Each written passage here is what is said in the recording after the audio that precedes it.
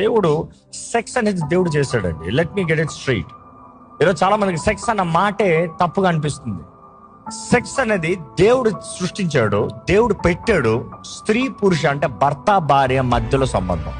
కానీ అపవాది దానిని is defiled, comma, no passion but deprived, no balance.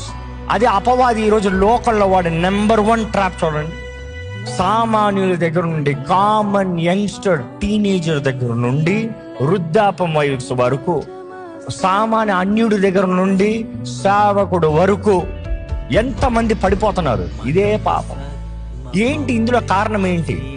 The passion, ఏదైతే దేవుడు పెట్టిన ఆ కెమిస్ట్రీ, దట్ న్యాచురల్ సెక్స్. అందుకని దేవుని వాక్యంలో రాయబడుతుంది, పరిశుద్ధమైన వివాహము, హోలీ మ్యాట్రిమనీ, హోలీ బెడ్.